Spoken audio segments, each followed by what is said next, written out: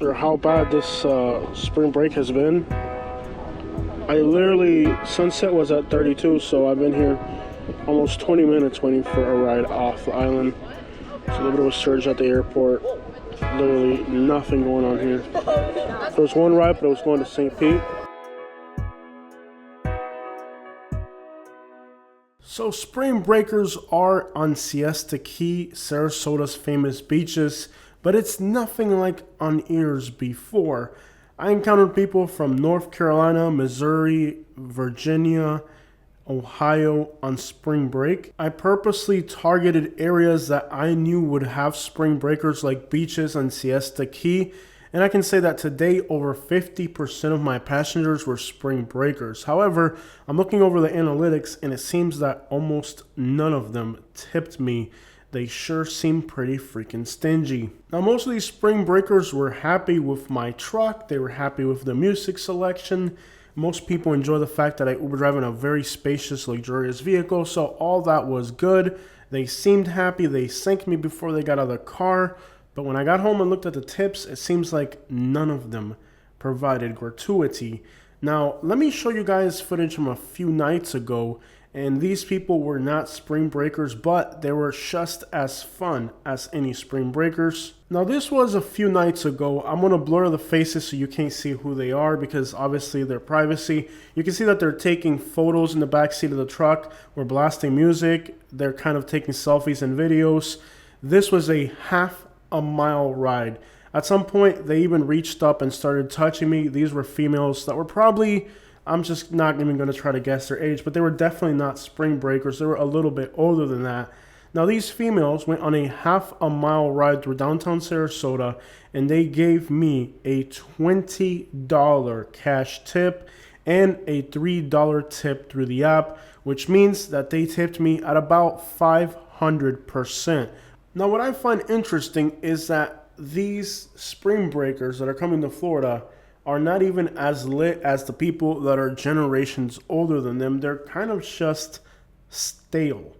But on top of that, they don't tip very well. So I'm going to say that despite the fact there were a lot of consistent rides, I could have easily targeted tourist areas, snowbird areas, and done pretty freaking well on this evening on the tip side. It seems like for the most part, spring breakers being of a younger demographic simply do not appreciate tipping very much. And let's not get me started. If you are doing spring break on Siesta Key, you probably come from a pretty good background. You can afford to give a $1 or $2 tip. That's all it takes to make your Uber driver happy. Not everybody's going to give you a 500 or 400% tip. That's a rare thing, but it happens. My point being that today, considering that they got a truck with red leather seats, brand new truck, blasting the music they like, all that stuff on point, you would think they would tip at least $1 in an appreciation, but they don't.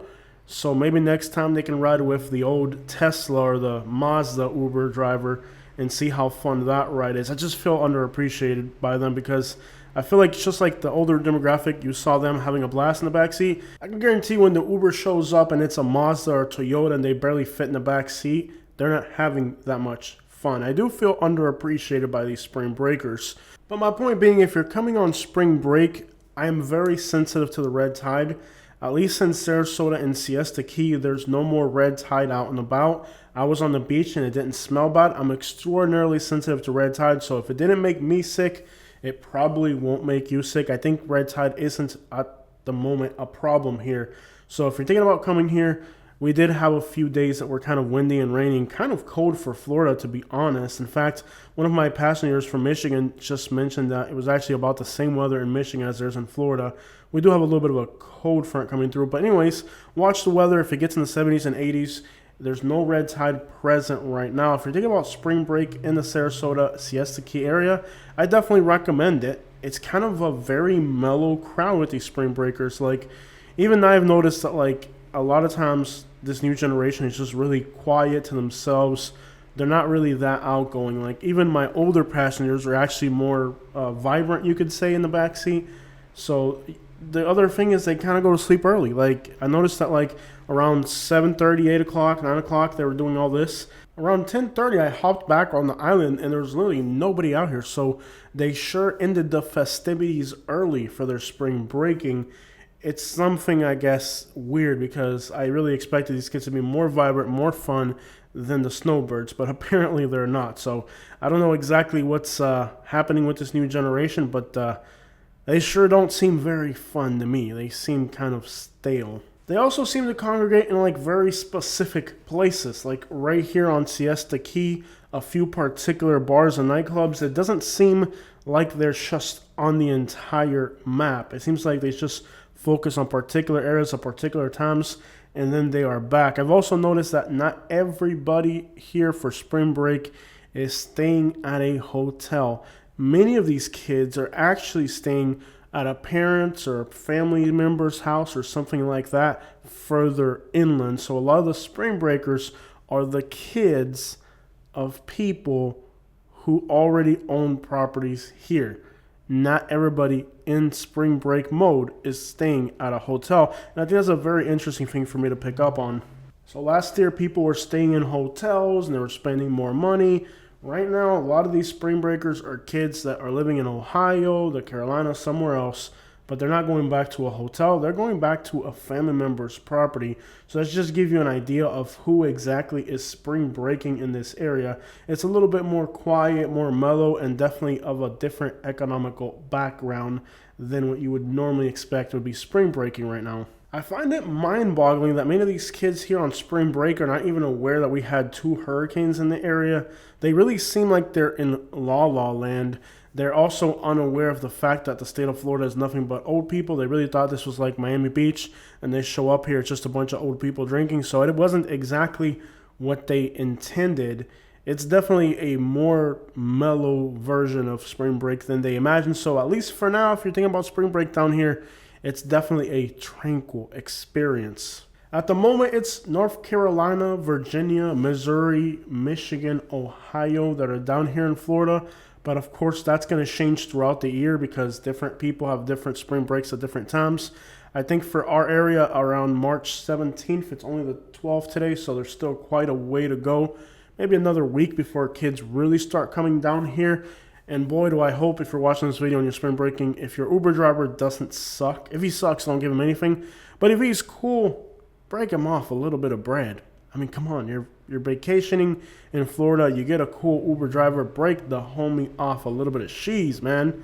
If you think these old people are stingy, you got to see their kids, man. So not everybody that we dealt with was a spring breaker. We picked up some workers here. This individual is a working class person that works in a restaurant. He probably is not documented in the United States, and I can tell you that when this police car pulled up next to us, he's just about, you could literally feel the tension on this poor guy. It's crazy to think that we live in a country where somebody who is just trying to work has to live in fear. So I got a ride back to Siesta Key, which is exactly what I wanted, but I had to pick somebody up at the Pinecraft Park, the Amish community.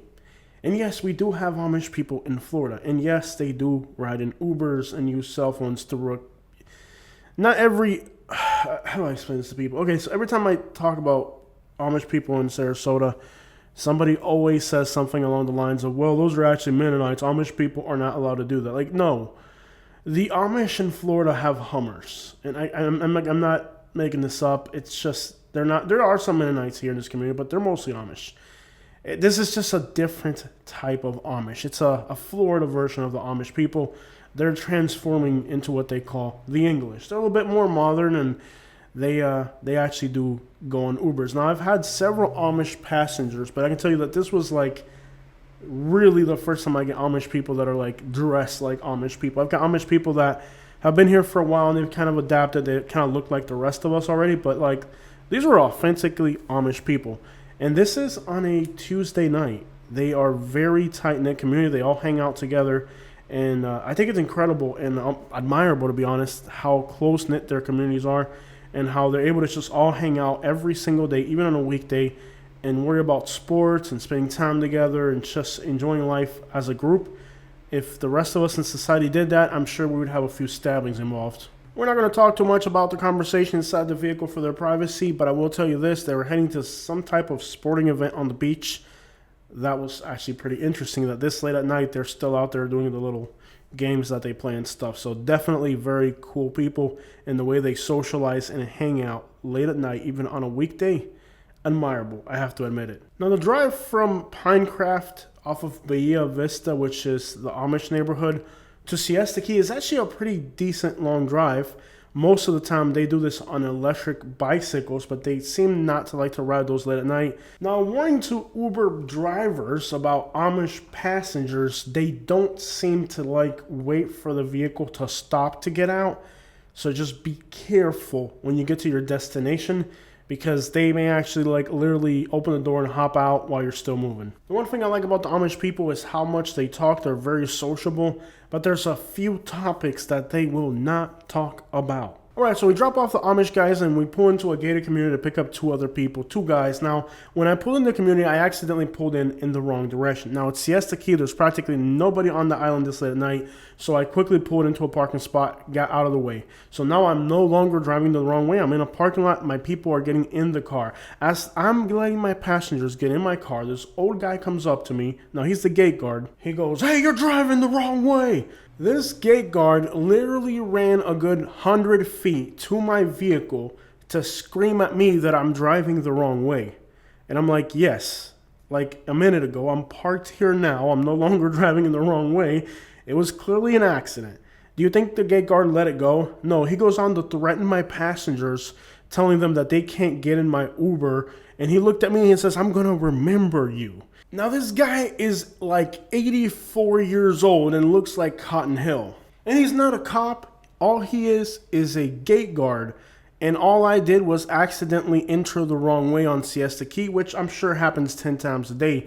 His reaction to run up to my vehicle and threaten me that he's going to remember that I did this and tell my Uber passengers that they can't get in my car because I drove in the wrong way. Now, what he probably didn't think is that as my passengers are getting in my car, that I would tell him off, which is exactly what I did. I said, "Hey, old man, remember these right here, buddy." And my passengers laughed so freaking hard. I think they actually were the only people today that gave me a tip, because I'm sure that made their day. Now, you would think that having to tell somebody off who's not a passenger as you're picking up your passengers doesn't happen every day. But you must not be familiar with the Sarasota area. I need to see some ID. You taking these girls to where? You are feeling I'm an Uber driver. I'm gonna give you crap. Right? Now, I don't know who the crap this guy was, but he stuck his head inside of my car and told me that I had to give him ID to take these girls to their destination. Now, I'm gonna delete the audio because they're the ones who told him off, not me. But at the end of the day, I did have a problem with these girls, so they couldn't keep their hands off of me. So it's interesting how this guy acted like I would be the one that would get touchy with the females, but it was them that were touchy with me. So anyways, there was no harm intended. They were just having a good time. But you wouldn't believe how often you run into people who try to interfere with you taking your Uber passengers for whatever reason they feel. So we have a lot of really disrespectful rent-a-cop type people, and something I've noticed very well and very often now, very pronounced, is passengers who have some type of subtle feeling about the fact that I'm Spanish, particularly people from Ohio right now. Some of them from Michigan get a little edgy with their comments, and they do not know that if they cross that line, they're going to be walking. And anyways, my comeback game is better than theirs, so a lot of times people get into a little match with me, and they never get too far. Most of the time, somebody tells them to shut up, they lost. In the case of today, I had two people that did this to me, like where they kind of started a little match. Okay, I started the one match. Okay, I did start one. I had some guys from Ohio, and there's 4 guys from Ohio, and I played Ohio is for lovers, and there's 4 guys together that are from Ohio, and I'm wearing a Michigan sweater, so they requested that I play Isla Bonita, which would be a diss for me being Cuban. But at the end of the day, come on, I did start that one. I have to admit, I'm the one that started that one. So I guess we're even on that one. I guess that's a 1-1 on that side right there. Looking back on it now, I can kind of see why these people didn't tip. I kind of started some drama there. But at the end of the day, too, don't forget that I've had a lot of people where I go too far with arguments and discussions, and they still tip me. So I don't get how that works. I guess there's people that just tip no matter what. Like I got people where I'm like totally out of line with them. And I do it sometimes. Like there's people I'm like, there's an individual I'm like, this person's gonna have a bad day. I can just feel it, and I'll see how far I can push the boundaries with these people. And some of them actually like it. They're like, "Wow, this guy is out of line, dude. Here's a $10 tip. You are hilarious." It's a real thing. Like I know it sounds ridiculous, but there really are people out there that if you try them, they like it. Not sure what the logic is behind it, but I meet people that are like, they're into an argument, like they're into a good debate. You know what I mean? And the further you get into it, and the more you break lines and barriers, like the more they like it. And I'm like, yeah, I've had this happen like 3 or 4 times. Like, well, yep, I chose a battle that I couldn't win. There's no way these people are gonna tip me. And as I'm thinking, wow, I definitely am not gonna get tipped by these people for doing that. Then 2 minutes later, they tip me. I had one guy one time who tipped me out of resentment. I could feel it when I got the tip and I looked at the amount. I was like, oh. It was a generous tip, but it wasn't called for the way I treated him. And I can definitely feel that it was like a very passive-aggressive tip.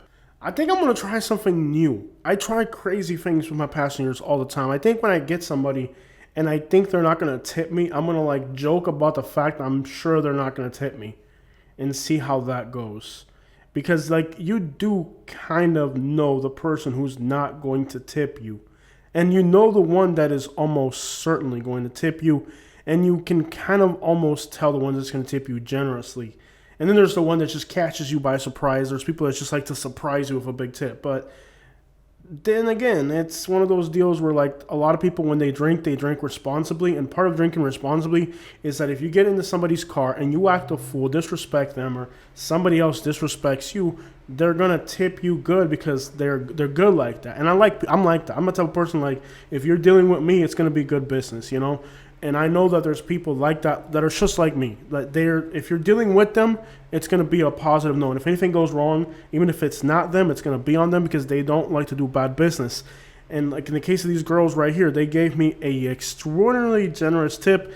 And if this guy hadn't tried me, perhaps they would have not gave me just a generous tip. Maybe they would have because they had a good time. I'm not sure. But the point being is that there's some people that just have good morals and ethics. And if anything bad happens, that's not your fault. They feel obligated to make it right because they're good people. And I'm the same way. Like I don't like to like deal with people and then something not work out because I'm the type of person that I like to have good interactions with people. And you do get passengers that are the same. And I think the tipping situation is the person might think back on it like, dang, I kind of did step out of line with this guy, you know?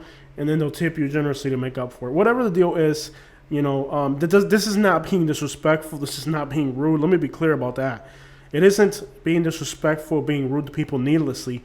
There are just some people that I tell them, I was like, hey, dude, probably don't want to talk about politics with me. Probably don't want to talk about this or that with me because I'm just going to rip you up no matter what you believe. You're just not going to like it. And I warn them. I give them a fair warning, you know? I was like, if somebody gets in the car and I don't like them, I can feel their vibe sucks. I'll tell them, hey, man, I don't like your vibe. Are you sure you want to get inside of this Uber or do you want to order another one?